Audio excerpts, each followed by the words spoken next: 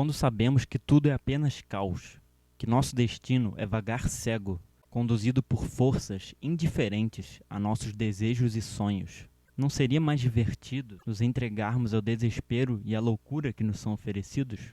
Esse trecho parece até que eu retirei de alguma obra do Spinoza, porém, não, eu retirei do livro do meu amigo Samuel, que vai lançar esse livro no dia 30. Ele está em pré-venda na Amazon, eu comprei na pré-venda e li.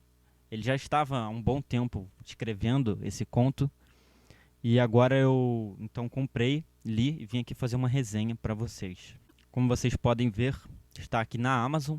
O nome do livro é A Neblina Sempre Presente, por Samuel Farias. Então, se você pesquisar A Neblina Sempre Presente ou Samuel Farias, você vai encontrar. Está custando R$6 a pré-venda. A capa, galera, é essa capa aqui que vocês estão vendo, que eu botei aqui maior. Eu achei fantástica, ele mesmo que desenhou também. Então ele teve muito carinho aí com os desenhos. E vamos então ver o que eu achei desse conto, o que eu achei desse livro, tá? Lembrando que vai estar tudo aqui na descrição para você ver, comprar o conto, né? E poder seguir ele também aí no Instagram para ver lá quando ele for publicar mais contos e poder falar com ele aí se você quiser, beleza? Essa história, ela se passa num mundo que é dominado por uma neblina. Então por isso que é a neblina sempre presente. Nesse mundo que é dominado por essa neblina sempre presente, apenas um local ficou seguro para se viver, que é uma fortaleza.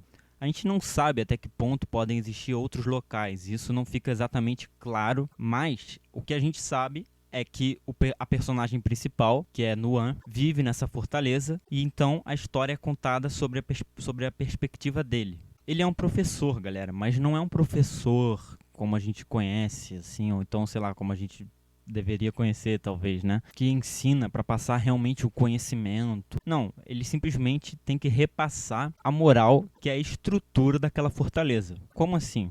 Bom, essa fortaleza, ela tem um sistema de hierarquia. As pessoas com maior poder são chamadas de valorosos. E esses valorosos são a minoria ali. Dificilmente alguém que é mais abastado assim vai conseguir chegar a ser um valoroso. E essa dificuldade dessa mobilidade social se dá por conta dessa moral, como eu estava falando, que é uma moral do dever, é uma moral punitiva, não é uma moral do indivíduo, uma moral humanista. Ela simplesmente vai falar aquilo que você deve fazer e o que você não deve fazer para que os valorosos continuem vivendo bem. Então, o professor, na verdade, é um dos que é menos respeitado ali dentro. Porque ele não está ensinando as crianças, que no caso ele dá aula para crianças mesmo, ele não está ensinando elas a pensar, a conhecer as coisas. Ele simplesmente passa o que elas devem fazer e o que elas não podem fazer. Eu acho até interessante ler um trecho que é logo do começo do livro, que fala justamente isso. É uma aula que ele está dando lá e ele sempre, na verdade, dá essa mesma aula. É como se fosse uma aula de ética, de moral e cívica, de bom costume, que ele simplesmente fala, olha, vocês têm que fazer isso e vocês não podem fazer tal coisa. É exatamente isso aqui, ó. Vocês não podem correr, não podem pular, não podem gritar, não podem gastar o tempo com conversas sem propósito e não podem chorar. Se portem com decência, respeitando seus superiores e avançarão na vida. Desrespeitem e sofram as consequências. Quanto mais vocês lutam contra a boa ordem, mais vocês se prejudicam. Então isso ilustra bem o que eu acabei de falar, que é essa moral do dever. E essas crianças então são ensinadas, elas são doutrinadas dessa maneira desde que elas são crianças. E a única matéria ali que elas realmente aprendem assim a pensar seria a matemática, porque eles não manipulam, digamos, a matemática. E daí, sei lá, eles vão realmente aprender álgebra, aprender geometria e tal. Porém, a história é manipulada, a geografia, tudo para aprender coisas sobre a fortaleza. Então dá a entender que, na verdade, essa neblina talvez não seja tão ruim assim, mas seja uma coisa que esses valorosos, que têm o maior poder ali na fortaleza, implantaram para que essas pessoas continuem acreditando que elas não podem sair da fortaleza e continuem trabalhando para eles. Então, a vida dessa personagem, Nuan, é simplesmente uma vida monótona, chata, e que ele tem que sempre trabalhar para os outros. E é um trabalho completamente alienado, porque ele nunca vai conseguir pensar fora daquilo ali. É um trabalho alienado. Ele está dentro daquilo ali, fazendo coisas sempre para os outros e nunca para ele. Porém, acontece uma certa coisa em que ele começa a, digamos, descobrir um novo mundo. E aí que é a grande sacada desse conto, que é assim, a gente não sabe até que ponto esse mundo é real ou não, até que ponto é só a imaginação dele. Porém, dizer se esse mundo é real ou não, por exemplo, se for imaginação, então não é real. por que não é real, sabe? Isso que eu tô falando, então, já abre diálogo pra gente falar sobre fenomenologia. Os fenômenos são as coisas que são verdadeiras pra mim. Esse relógio, por exemplo, eu vejo ele através de um fenômeno que só eu observo. Você tá vendo através de um fenômeno que só você observa. Pode parecer uma coisa meio louca, mas na verdade faz muito sentido. Por exemplo, já parou pra ver assim, cara, quando você acorda muito feliz, como que você observa as coisas? Depois, para pra notar quando você acordar triste, como você vai observar essas coisas. São as mesmas coisas. A realidade objetiva é a mesma. Mas e a realidade subjetiva? Mudou. O modo como você se relacionou com essas coisas mudou. É muito interessante porque ele conhece esse novo mundo e ele começa a viver realmente uma vida pra ele, fazer o que ele quer. Só que a gente não sabe até que ponto esse mundo que ele está conhecendo é a imaginação. Então seria uma espécie de fuga ou algo do tipo. Porém, seria mais do que uma fuga, porque ele começa, a partir desse mundo que ele vai conhecendo, ele começa a tentar mudar as coisas, tentar mudar toda essa estrutura social fixa, que é concretada ali naquela fortaleza. Ele começa a tentar mudar aquilo. Porém, quando ele vai começando a tentar mudar aquela sociedade ali, tentar mudar aquela fortaleza, ele acaba se dando mal. Obviamente, porque ele é obrigado a seguir um tipo de conduta. E quando ele começa a pensar, quando ele começa a filosofar, a entender que na verdade aquilo ali não era para ser daquela maneira, aqueles valorosos não vão gostar disso e vão querer minar essas ideias dele, vão querer minar ao máximo para que ele não passe isso para as outras pessoas que estão ali trabalhando. Porque se todos eles começarem a pensar dessa forma, poderia acontecer uma revolução. Dentro das próprias classes sociais tem um preconceito, não é só da classe mais alta que tem preconceito com a mais abastada, mas pode ser dentro da própria classe. Se você começa a tentar pensar um pouco diferente, você começa a ver que tem alguma coisa errada, você já é tido como, pô, tu tá maluco, cara, pô, tu quer mudar, por que tu quer mudar as coisas? A gente tá aqui, tá vivendo e tal. E esse processo de que ele vai começando a ver, na verdade ele já sabia que tudo ali estava errado, que eles são simplesmente máquinas que estão trabalhando para os outros, mas quando ele vai começando a querer mudar aquilo, é como se fosse aquele primeiro momento na filosofia.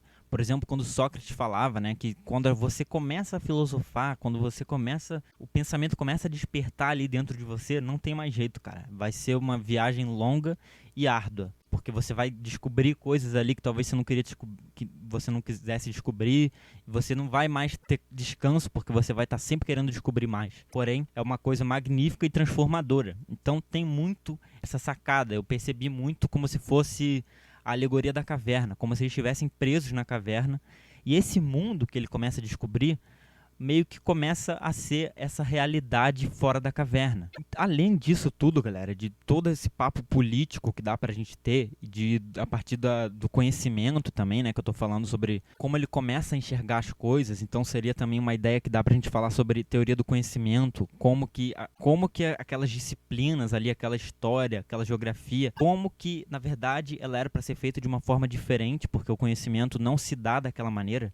Aquela maneira ali que eles estavam aprendendo a geografia, a história, na verdade, aquilo ali é qualquer coisa, só não é conhecimento, né? Na verdade, a gente poderia dizer que seria, de novo, a moral do dever, aplicando ela nas outras disciplinas, na história, na geografia, falando que você deve ou não saber, mas não é exatamente o saber mesmo. E além disso, também tem muito forte um lance existencialista. A existência dele é cada vez mais um fardo, cada vez que ele acorda dentro daquela fortaleza e não tá mais no mundo que ele descobriu, é um fardo. E daí a gente começa a se questionar mais ainda, ver tipo, pô, então será que é realmente só imaginação, só uma fuga? Daí parece cada vez mais que as coisas só vão piorando. Porém, durante toda essa história, todo esse conto, a gente vê muito forte ali esse personagem Luan tentando dar um significado para tudo isso, tentando entender isso e ao mesmo tempo tentando mudar a realidade. Então, galera, eu achei muito interessante esse livro porque vocês podem ver, são 76 páginas só, foi uma coisa curta e já dá pra gente falar sobre diversas coisas. É um livro que realmente vai te fazer pensar. Você pode ler ele sem essas ideias todas, simplesmente ler ali para relaxar e tal, vai ser legal também.